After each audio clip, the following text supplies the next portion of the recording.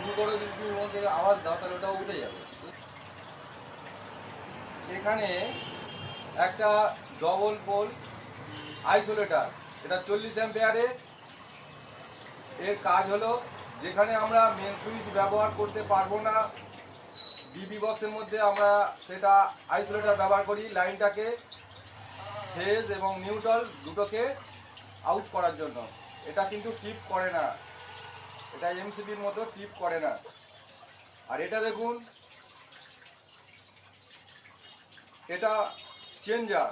আমরা অনেক ক্ষেত্রে ইলেকট্রিক এবং জেনারেটর দুটো লাইনকে ব্যবহার করতে হয়, সেক্ষেত্রে আমরা অনেক সময় সারফেস চেঞ্জার ব্যবহার করি এবং ছোটো ছোটো বক্স চেঞ্জার ব্যবহার করি। এটা হচ্ছে এমসিবি মডেলের যে চেঞ্জার ডবল পোলের। দেখুন এখানে লিড আছে দুটো ইন, সেই ইলেকট্রিক বা জেনারেটর দিতে পারেন, এখানেও দুটো দিতে পারেন। দিলে এর আউটপুট এখান থেকে আউটপুট হবে, উপর থেকে আউটপুট বেরোবে। এটা দেখুন, যখন আমরা চেঞ্জারে এই নিচের দিকে করলাম, ইলেকট্রিক অথবা জেনারেটর যে কোনো একটা আপনাকে আউটপুট দেবে। যখন আমরা এদিকে দিলাম তখন ইলেকট্রিক বা জেনারেটর যে কোনো একটা আউটপুট দেবে। আর যখন আমরা এটাকে মিডিল করে দেবো তখন দেখুন এই লাইনটা সম্পূর্ণ বন্ধ হয়ে যাবে। তাই আমরা যদি 40 অ্যাম্পিয়ার আইসোলেটর ব্যবহার করি, তার থেকে এটা আমরা ব্যবহার করলে সুবিধা পাবো কি, কোনো কারণবশত আমরা অন্য কোনো লাইনকে দুটো ব্যবহার করতে পারবো।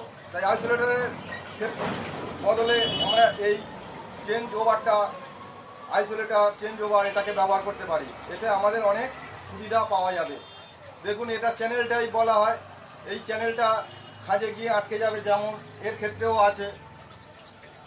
যে কোনো এমসিবি ডিবি বক্সের মধ্যে আমরা এইগুলোকে ব্যবহার করতে সুবিধে পাবো আমরা। তাহলে এটা আইসোলেটর, কিন্তু এটা আইসোলেটর, এটা চেঞ্জ ওভার আইসোলেটর।